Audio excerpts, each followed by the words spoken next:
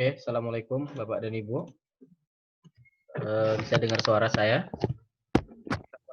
Bisa, Pak. Oke, jadi sekarang sudah ada 13 orang, artinya ada 12 orang yang hadir, masih sekitar 7 orang lagi yang belum hadir. Kita lanjutkan pertemuan mata kuliah Teknologi Produksi Benih minggu ke-6. Hari ini minggu ke-5, tatap muka ke-5. Hari ini kita akan bahas tentang memelihara kemurnian. Jadi kalau 4 pekan lalu kita bahas tentang kenapa harus belajar tentang teknologi produksi ini, apa urgensinya, apa pentingnya. Kemudian itu siapa yang mencoret desktop ya?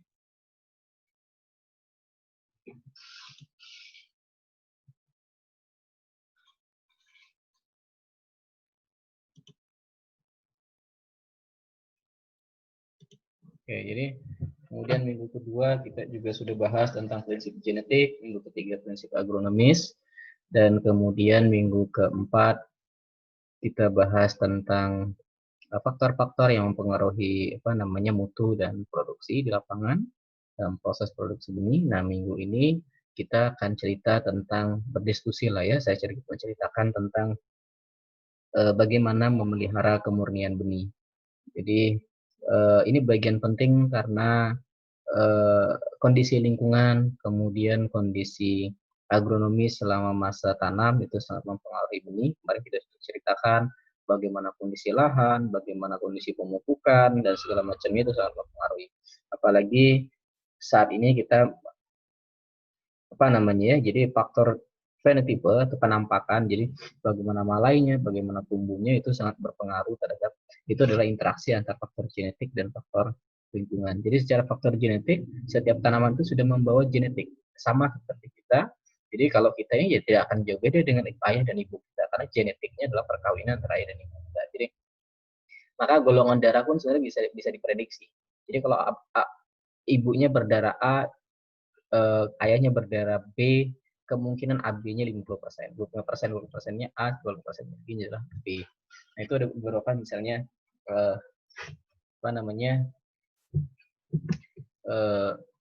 terkait dengan konsep pewarisan sifat. Jadi kalau belajar di pemulihan tanaman itu namanya Mendel pewarisan sifat. Teman-teman pasti kemarin juga sudah belajar tentang pemulihan tanaman dengan Bu Yufari kalau nggak salah di semester lalu, di semester genap ya, semester ganjil biasanya di pemulihan tanaman sudah dibahas saya kira tentang sistem pewarisan sifat. Nah, sama dengan sifat. Jadi inti produksi benih itu adalah yang pertama kita ingin mempertahankan sifatnya sama dengan tanaman induknya. Kenapa? Karena sifat itu membawa atau menjadi karakter kunci bagaimana fenotipe tanaman itu nanti akan tumbuh. Dengan cara kita mempertahankan kondisi lingkungan tumbuhnya sesuai dengan yang dipersyaratkannya. Ya. Nah, hari ini kita bahas tentang memelihara kemurnian benih. Kenapa kemurnian harus dipelihara? Nah, inilah kenapa beberapa proses produksi benih itu biasanya dikenal dengan 2 jalur. Saya juga ceritakan juga pada minggu-minggu yang sebelumnya. Jadi yang pertama adalah dengan trusit. Trusit itu artinya dia hasil dari pembuahan antar satu sel telur dan satu sel zigot, sehingga menghasilkan satu sel telur dan satu sel sperma sehingga menghasilkan 2N zigot. Kemudian zigot yang dengan ploidi 2N. Kemudian ada lagi jalur yang berbeda. Beberapa pemulia tanaman karena sulitnya untuk memproduksi trusitnya dan juga lama, biasanya beberapa pemulia dan beberapa karakteristik tanaman itu diproduksi benihnya, bahan perbanyakan unggulnya, bibit unggulnya itu dengan menggunakan bagian tanaman tersebut. Nah, ini yang dikatakan dengan sebagai produksi vegetative seed. Jadi benih vegetatif, contohnya ubi jalar, jeruk, kelengkeng, karet. Nah, itu beberapa jenis tanaman yang diperbanyak dengan vegetative seeds ya. Nah, hari ini kita bahas tentang bagaimana dengan memelihara kemurnian ya. Baik. Jadi karena adanya kita menganut sistem perbenihan nasional, jadi menganut sistem perbenihan, kita menganut 4 kelas. Jadi berbeda dengan Timor Leste. Kalau Indonesia, jadi Indonesia menganut 4 kelas ini, tapi Timor Leste tidak menganut kelas ini. Jadi Timor Leste hanya menganut sistemnya adalah satu benih commercial seeds. Jadi dia memberikan benih bahan tanamnya, kemudian nanti langsung diproduksi oleh petaninya, nanti dibeli oleh negara. Nanti langsung diberikan lagi gratis ke petaninya. Jadi dia mengandalkan pada konsep produksi benih komunitas. Jadi ini banyak ditemukan misalnya di India, di Timor Leste, di Filipina. Nah, itu menganut sistem produksi benih komunitas. Nah, nanti kita akan bahas itu di pertemuan ke-7 tentang konsep produksi benih berbasis komunitas. Nanti di pertemuan ke-7 ya. Nah, itu beberapa ditemukan dari beberapa negara. Kenapa isu itu penting waktu itu? Karena ada undang-undang sistem budaya pertanian itu. Karena petani tidak boleh memproduksi benih lagi. Kalau misalnya dia memproduksi benih pokok, kemudian dia hanya boleh digunakan untuk sendiri, tidak boleh diberikan kepada saudaranya. Nah, ini sangat mengganggu dalam proses keberlanjutan produksi tanaman pangan, terutama di beberapa negara. Sehingga beberapa negara menganggap, oh tidak penting lagi kelas benih itu, sehingga mereka menggunakan sistem produksi benih berbasis komunitas. Nanti bagaimana mengendalikan sistem mutunya? Pertanyaan selanjutnya adalah, nah sistem mutunya dikendalikan oleh beberapa petugas yang berada di institusi tertentu, misalnya Indonesia Balai Benih, jadi kemudian BPSB, kemudian misalnya BPTP. Nah itu kelas mereka lah yang nanti akan menjamin prosesnya. Jadi mereka tidak perlu mensertifikasi, tetapi menjamin prosesnya, sehingga nanti itu bisa menghasilkan mutu benih yang sama seperti yang diharapkan kualitasnya. Nah, Indonesia mengenal 4 kelas benih, ya. Jadi ada benih penjenis, ada benih dasar, ada benih pokok, ada benih sebar. Nah, di Indonesia pun ketika kita beli di lapangan, itu kita nggak akan bisa ngomong ke pasar, Pak beli benih penjenis, itu nggak bisa. Pasti akan ditanya lagi oleh pedagangnya, ini label apa? Jadi dia akan tanya lagi, Bapak mau cari benih label apa? Mereka kenalnya hanya labelnya saja. Oh, ini benih label putih. Oh, ini benih label merah. Ini benih label ungu. Oh, ini benih label kuning. Oh, ini benih label misalnya biru gitu. Nah, itu yang mereka kenal. Yes. Maka di Indonesia ada nama kelasnya dan ada penanda kelasnya berupa warna label. Nah, apa maksudnya kelas-kelas ini? Kelas-kelas ini dibentuk berdasarkan tingkat kemurnian benih tersebut. Jadi misalnya benih penjenis, ini biasanya di pasaran warnanya warna kuning, yang memproduksi biasanya breeder, pemulia. Di Indonesia misalnya BB Padi, perguruan tinggi bisa, kemudian BPTP bisa, kemudian ya swasta juga bisa, misalnya beberapa perkebunan kelapa sawit menghasilkan varietas sendiri, itu boleh, misalnya Sinarmas, kemudian Astra Agro Lestari, ya, Agrian PT ASEAN Agri, nah itu boleh tuh kalau perkebunan kelapa sawit ya. Contoh kalau tanaman padi misalnya beberapa boleh menghasilkan varietas sendiri, misalnya Sang Sri kalau dia mau membuat memproduksi sendiri boleh. Kemudian ada beberapa tanaman sayuran misalnya di Indonesia cukup terkenal lah ya. East West, kemudian untuk tanam pangan jagung misalnya Pionir. Nah, itu mereka boleh memproduksi benih sendiri ya, dengan kemarin kita bahas tentang aturan-aturannya.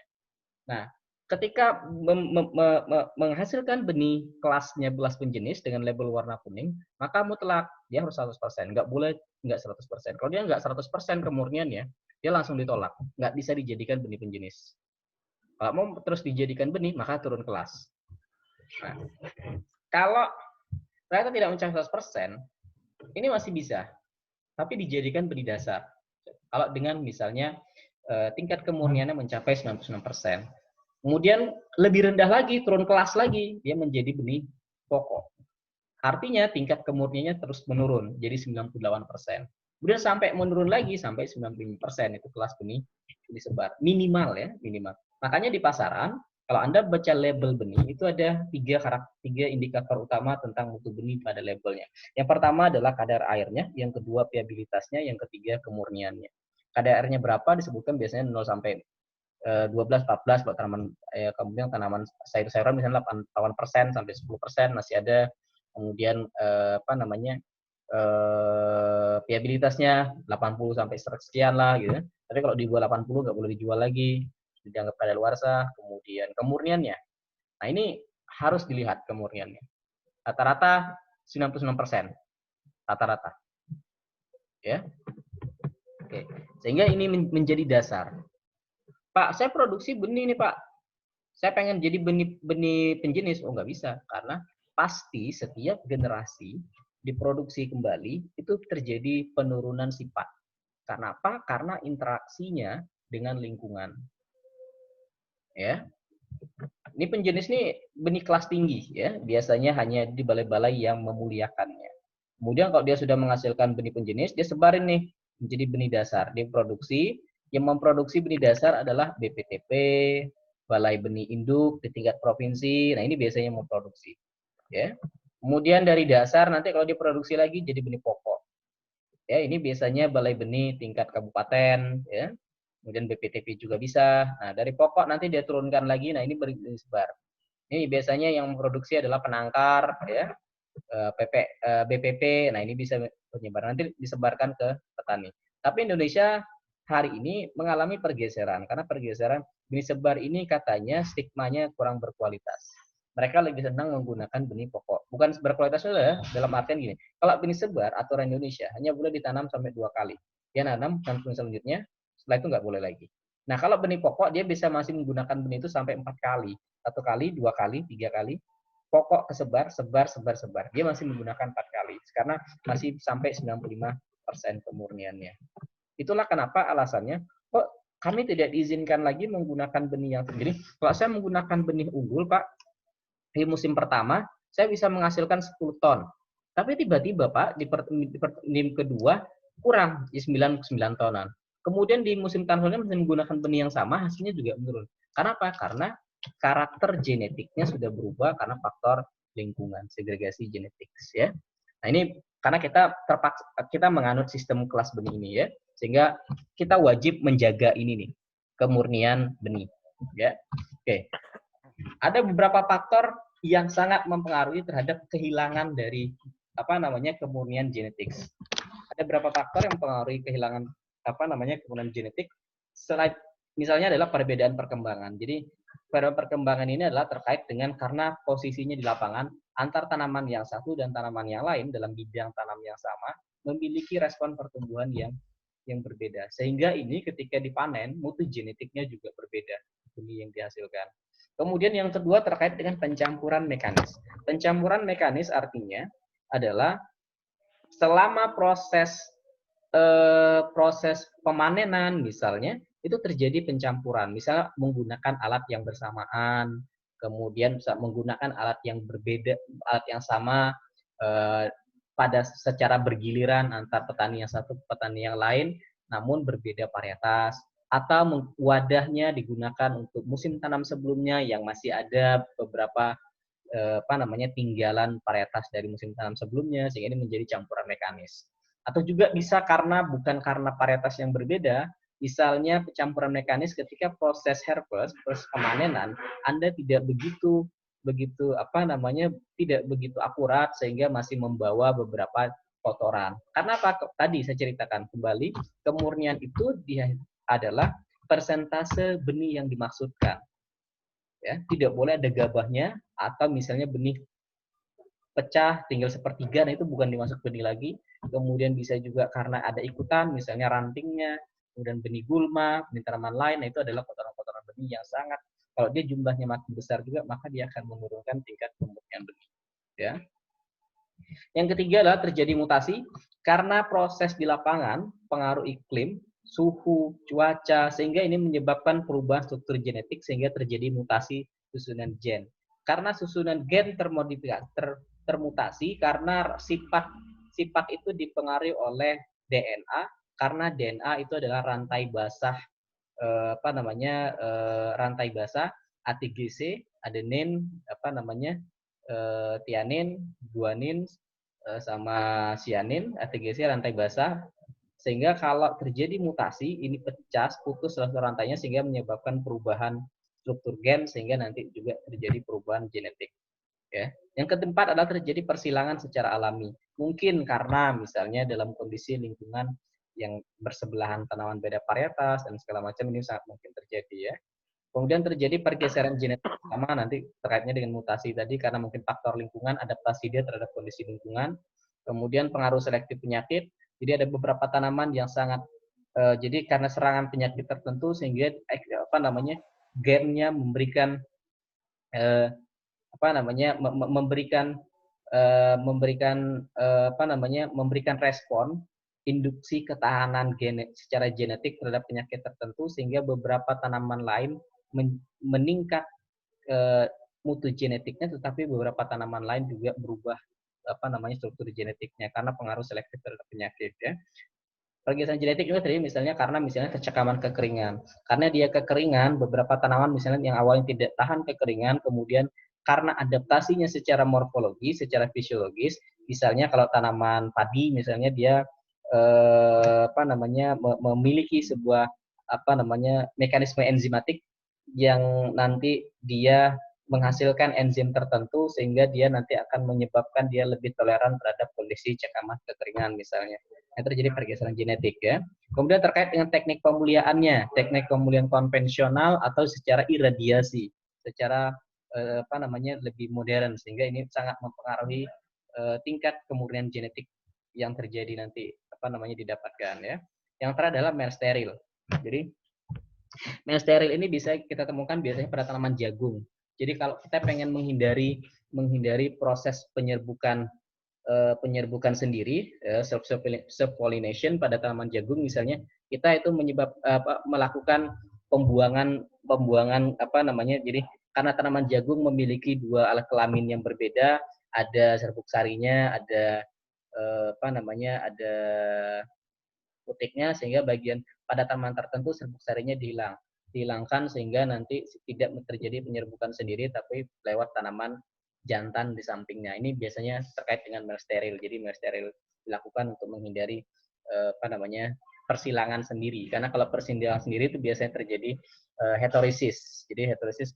Jadi kalau misalnya A besar A kecil bersilangan dengan B besar B kecil, maka sifatnya akan semakin menurun. Yang dominannya hanya A besar B besar, selebihnya ada 25%-nya adalah yang gen homozigot resesif karena A kecil ketemu dengan B kecil. Sehingga pada manusia misalnya sistem persilangan kita tidak diperkenankan untuk misalnya menikah dengan sesama keturunan karena biasanya kita memiliki susunan genetik yang sama.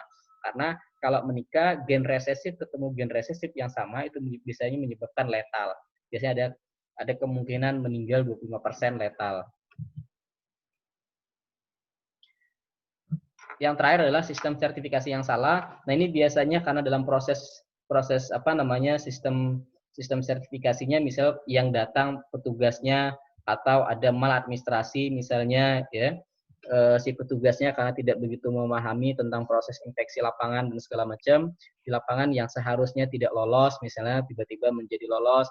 Yang kedua adalah kegagalan produsennya dan juga pengawas lapangannya untuk mengenali campuran-campurannya sehingga tidak begitu teliti, mungkin campurannya sangat sulit dibedakan, hanya karakter morfologi misalnya ada beberapa jenis tanaman padi yang bisa dilihat secara visual, ada beberapa yang memiliki kaki daun yang berbulu, ada yang tidak memiliki kaki daun yang berbulu, atau misalnya ada beberapa contoh yang sangat heboh adalah tahun 2017 yang lalu BPTP Jawa Barat memproduksi sekitar 100 hektar produksi benih unggul varietas BP3S. Kemudian karena sistem sertifikasinya yang kurang tepat, jadi waktu itu sangat spesifik pemulihannya menuliskan bentuk permukaan daunnya itu adalah halus kasar. Sehingga kemudian ketika diproduksi oleh produsen di lapangan pada tahun selanjutnya, yang ditemukan oleh pengawas benih tanaman PBT-nya itu adalah dia tidak menemukan halus kasarnya itu pada permukaan daun, sehingga sangat spesifik si pemulihannya memberikan deskripsi ini tidak ditemukan, maka seluruh produksi 100 hektar itu tidak diloloskan dalam proses sertifikasi. Karena ada Pak, nanti dianggap akan menurunkan mutu genetik kalau dia tidak sama dengan deskripsi pemulihan. Sehingga waktu itu pemulihannya mengajukan revisi untuk karakter dari varietas yang dilepaskannya untuk menghindari kesalahan sertifikasi seperti yang terjadi pada tahun 2017 tersebut.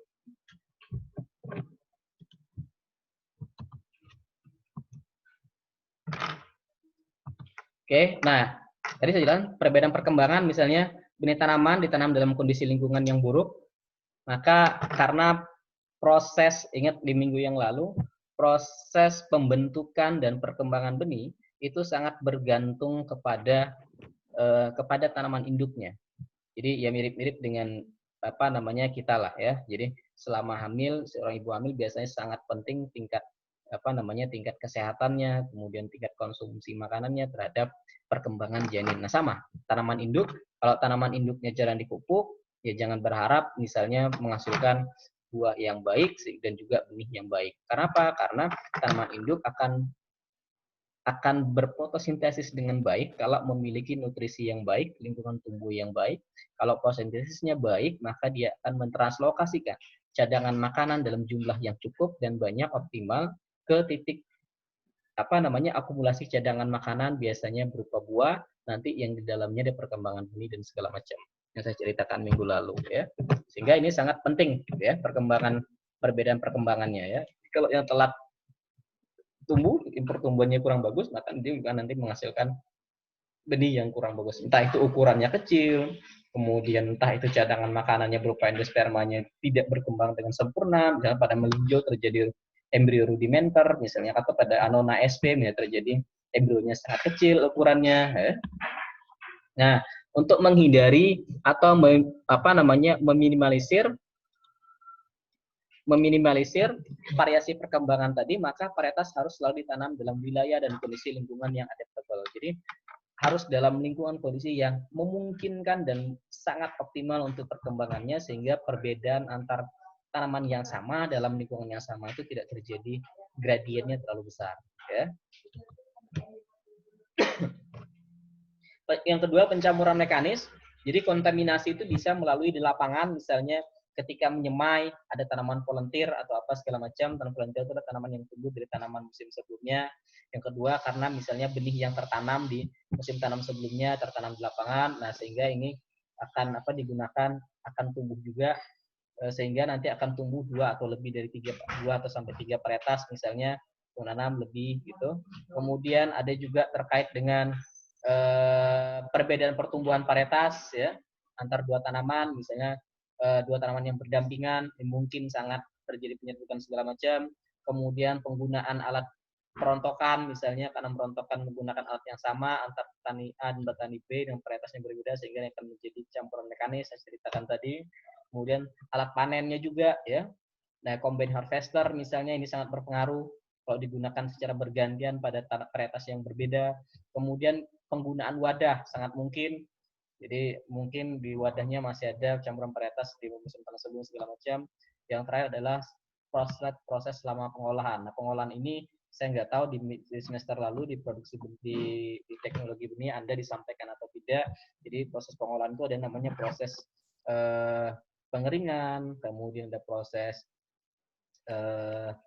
pembersihan, ada proses pengeringan, ada proses seed treatment, perlakuan benih, ada proses packaging. Jadi contoh Anda akan belajar, kalau nggak salah di semester lalu Anda disampaikan tentang air screen cleaner untuk proses pembersihan dan pemilahan misalnya. Nah, karena ada beberapa alat yang sama digunakan untuk proses itu, sehingga masih ada beberapa benih yang misalnya tertinggal pada mesin itu dan tidak dibersihkan dengan baik, sehingga ini menjadi campuran pada benih yang akan diproses di fase selanjutnya. Nah, kondisi-kondisi ini kalau memang sudah tertanam di lapangan, maka yang paling penting untuk menghindari pencampuran mekanis ini adalah dengan melakukan rogging pada fase tumbuh tanaman yang berbeda. Contoh, misalnya tanaman sayuran setidaknya dilakukan 4 kali rogging. Yang pertama inspeksi awal sebelum dia ditanam, kemudian saat dia vegetatif, saat fase dia berbunga, dan di saat dia nanti fase sebelum panen.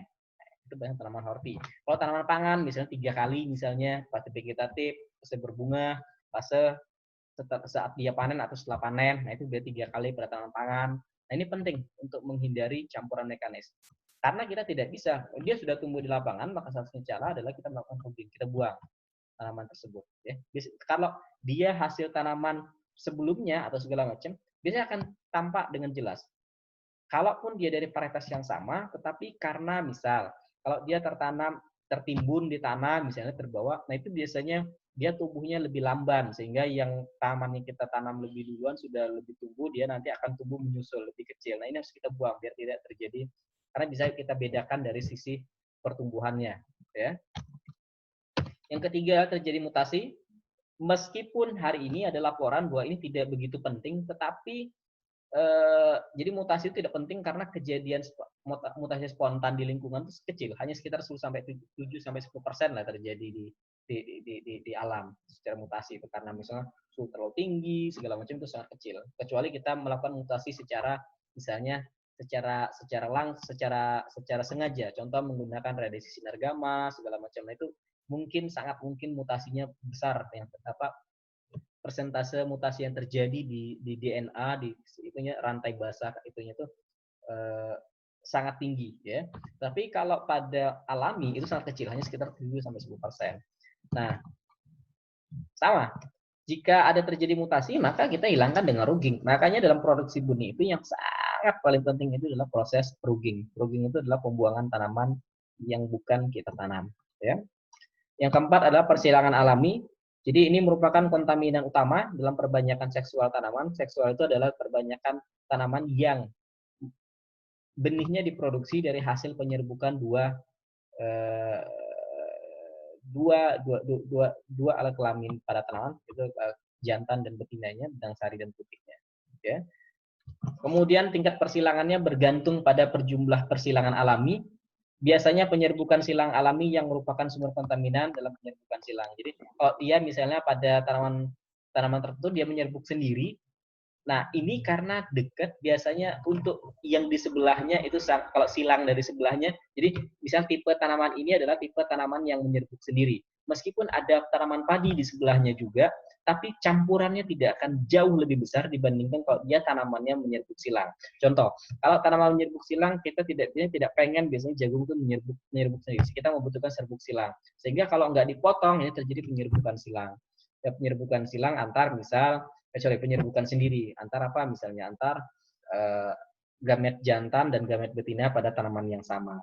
Nah, kalau tanaman padi, memang sebagian besarnya terjadi self-pollination prosesnya, tadi penyerbukan sendiri, sehingga sumber kontaminan di sebelahnya juga tidak begitu berpengaruh, yang alami ya. Nah, tingkat kontaminasi genetik ini bergantung pada sistem pemulihan spesimen. Tadi saya ingatkan, menyerbuk sendiri atau menyerbuk silang. Kemudian kalau dia menyerbuk silang, isolasi jarak sangat penting.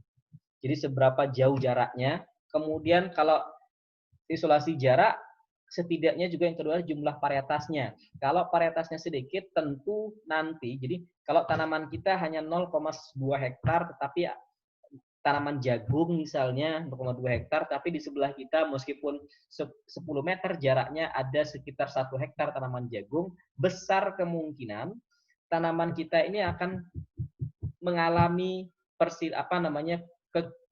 penurunan genetik yang tinggi. Karena apa? Karena sumber penyerbuknya dari tanaman sebelahnya jumlahnya besar, polennya akan masuk ke kita sehingga akan menyerbuki tanaman kita, sehingga itu juga tinggi proses ininya. Nah, karena itu untuk mengatasi masalah penyerbukan silang alami, maka isolasi jarak sangat diperlukan. Jadi ada beberapa peraturan, misalnya tanaman padi harus berapa, 3 meter, 2 meter, segala macam itu sudah dijelaskan. Kalau isolasi waktu misalnya 40 hari, 30 hari, itu sudah ada aturan-aturannya ya. Yang kelima adalah terkait dengan pergeseran genetik. Jadi ketika benih diperbanyak dalam area yang luas, hanya sedikit jumlah benih yang diambil dan disimpan untuk musim tanam selanjutnya. Jadi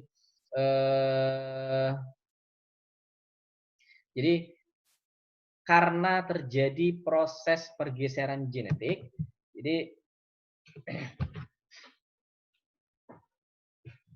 jadi selama proses penyimpanan itu, karena misalnya terjadi pengaruh ruang simpan, pengaruh suhu. Nah, ini terjadi proses karena benih itu kan berupa komposisi bahan kimia. Ada apa namanya, ada kandungan protein, ada kandungan karbohidrat, ada kandungan lipid. Misalnya beberapa jenis benih tertentu yang paling tinggi adalah lipidnya. Contohnya kalau lipidnya itu adalah kacang tanah. Kemudian ada beberapa tanaman tertentu yang tinggi itu adalah karbohidratnya. Contohnya adalah jagung, padi.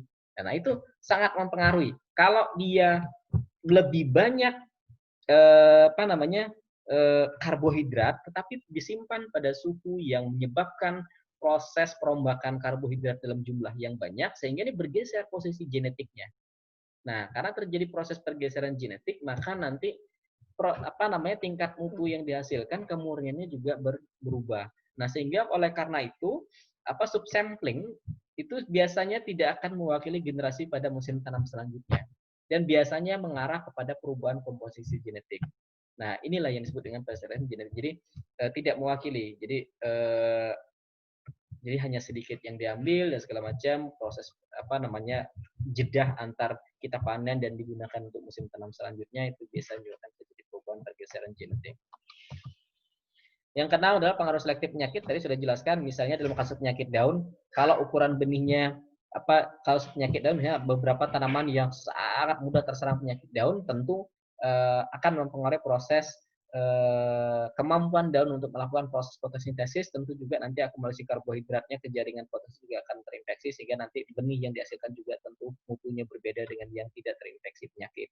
Nah, itu beberapa contoh misalnya ya. Nah, apakah yang paling penting yang harus dilakukan adalah apa namanya perlindungan tanaman yang tepat. Gimana cara memberikan perlakuan perlindungan tanaman yang paling tepat dengan mempertimbangkan apa namanya hama utama dan penyakit utama pada tanaman yang kita produksi benihnya. Nah, ini menjadi penting dalam manajemen perlindungan tanamannya nanti yang harus dilakukan kalau terkait dengan pengaruh selektif penyakitnya. Yang ketujuh adalah terkait dengan teknik pemulihan tadi, ketidakstabilan itu mungkin terjadi karena varietasnya diduga karena perbedaan genetik. Jadi gini, ada seorang pemulia, dia mengatakan bahwa sebelum dilepas pemulia, itu setidaknya harus melakukan sekitar 8 atau 9 kali proses uji multilokasi pada 7 lokasi yang berbeda. Jadi kalau si saudara memproduksi misalnya varietas baru mau dilepas, maka Anda harus melepaskan varietas Anda ini diuji dulu di 7 lokasi yang berbeda. Contoh, ekologi misalnya diuji di Sumatera bagaimana. Nah, di Sumatera misalnya diletakkan di beberapa pulau, di beberapa provinsi diuji apakah hasilnya tetap stabil atau justru jangan-jangan tidak stabil. Jadi maka uji genetiknya, uji multilokasinya penting untuk melihat apakah varietas yang Anda hasilkan itu sudah stabil. Tapi karena teknik pemulihan dia belum menguji multilokasi sehingga sudah dianggap dilepasnya, kemudian ketika ditanam kok terjadi perubahan genetik yang sangat tinggi. Karena apa? Karena terjadi adaptasi dia terhadap kondisi ekologi tertentu. Sehingga teknik pemulihan ini sangat mempengaruhi bagaimana kestabilan dari genetik benih yang akan kita produksi sebelumnya ya. Kemudian terkait dengan mortality, ini biasanya pada benih hibrida masih jagung misalnya ya. Kemudian terkait dengan proses treatment yang salah, jadi ini tidak sudah saya ceritakan juga tadi. Jadi mungkin bisa jadi karena produsennya, bisa jadi karena inspektor lapangannya. Ini sangat penting peran mereka dalam menghindari terjadinya sertifikasi benih yang salah ya, proses sertifikasi yang salah. Nah, ini beberapa cara menurut Horn, menurutnya beliau menyarankan beberapa metode untuk mempertahankan mutu genetik benih. Kemurnian benih, kemurnian genetik ya. Yang pertama adalah penggunaan benih yang sudah diresmikan. Jadi sudah dilepas, sudah legal secara kalau ibaratnya sudah disertifikasi lah sebagai dalam proses produksi benih. Jadi benihnya harus bersertifikat kalau menurut dia ya, approval seeds ya, atau certification seed. Jadi yang kedua adalah inspeksi lapangan terhadap tanaman. Jadi dia menyarankan harus sering dilakukan inspeksi benih di lapangan ya. Kemudian yang ketiga adalah inspeksi lapangan juga, tapi dengan dengan berbagai tahapan tumbuh misalnya. dari vegetatif, fase berbunga, kemudian fase panen. Untuk apa ini? Untuk memverifikasi genetik kemurnian genetiknya. Yang kedua adalah mendeteksi campurannya agar sedini mungkin untuk dikeluarkan dari area produksi kita. Ya, misalnya juga ada benih gulma, ada misalnya benih yang terserang penyakit. Kalau tanaman-tanaman itu harus di logging segera mungkin sehingga tidak terjadi penularan genetik yang tinggi pada tanaman yang kita produksi. Yang keempat adalah sampling, kemudian sealing of cleaned seed. Jadi kita harus mensampling untuk menguji kemurniannya. Sampling diambil di lab, ya. Yang terakhir adalah menumbuhkan benih secara misalnya dengan uji growth of test. Nah, ini sering digunakan untuk menguji kemurnian genetik, uji growth test, ya, GOT istilahnya. Nah, ini beberapa lima hal yang disarankan oleh Horn 1953, sudah lama, hampir 67 tahun yang lalu, ya. Nah, ini beberapa saran beberapa langkah yang disarankan Hartman dan Kester tahun 1968 untuk memelihara genetik benih tadi menurut Horn. Nah, ini menurut Hartman. Jadi yang pertama adalah kita harus menyediakan isolasi untuk mencegah penyerbukan silang atau campuran mekanis. Jadi kita harus menyediakan isolasi. Yang kedua adalah kita harus melakukan rogging. Yang ketiga adalah kita harus menguji secara berkala. Jadi diambil, diuji secara berkala kemudian genetiknya. Yang keempat, kita harus menumbuhkan dia pada tanaman pada kondisi yang adaptif, kondisi lingkungannya adaptif, ya. Yang kelima, dia harus melakukan proses sertifikasi. Yang keenam, kita harus mengadopsi sistem generasi yang baik. Jadi sistem generasi yang baik itu gini. Kalau benih kelas sebar hanya boleh ditanam 2 kali, jadi 2 kali. Kalau benih kelas pokok hanya boleh ditanam sekali, kalau diproduksi sekali lagi. Jadi ini kelas pokok diproduksi tanam, maka ini langsung menjadi kelas benih sebar, maka itu harus diikuti sistem generasinya, ya. Nah, ini menurut Hartman, ya. Nah, ini beberapa metode pengujian mutu genetik, bisa dengan secara morfologi atau secara konvensional growth test. Jadi di lapangan Anda lihat campurannya, ini growth test. Jadi ada tumbukan di lapangan, mana yang misalnya pertumbuhannya telat Anda buang, atau mana yang ada misalnya bentuk permukaan batangnya yang berbeda Anda buang. Nah, ini growth test biasanya dilakukan. Yang kedua biasanya secara chemical test. Nah, kalau secara chemical test misalnya uji secara biokimia, bagaimana misalnya ada beberapa indikator tertentu, misalnya karbohidratnya sekian, kalau varietas tertentu secara genetik kemudian kita berbeda, nah itu dianggap sebagai tidak kemurnian secara kimia sangat rendah, misalnya secara uji kimia. Yang ketiga secara biokimia marker, jadi penanda biokimia, biasanya bisa istilahnya molekuler marker, jadi dengan aktivitas proteinnya, dengan aktivitas isoenzimnya, bagaimana dengan rantai basa segala macam. Kalau secara protein dan biochemical markernya, protein dan aktivitas proteinnya, aktivitas isoenzimnya, itu yang diamati pada biochemical marker. Nah, yang paling populer hari ini adalah yang keempat, molekuler marker. Jadi rantai penyusun DNA-nya. Kalau dia berbeda rantai penyusun DNA-nya, rantai DNA-nya, nah ini biasanya dianggap sebagai ini tidak murni, ini murni. Nah, ini yang paling keras dan paling, ya, tentu membutuhkan biaya yang sangat tinggi dan membutuhkan tingkat keahlian yang sangat tinggi. Tidak mudah, ini bukan biaya yang murah, biasanya paling murah adalah menggunakan growth test. Ini beberapa metode asesmen kemurnian genetik, ya. Baik, itu kuliah dari saya kira. Ada pertanyaan, silakan.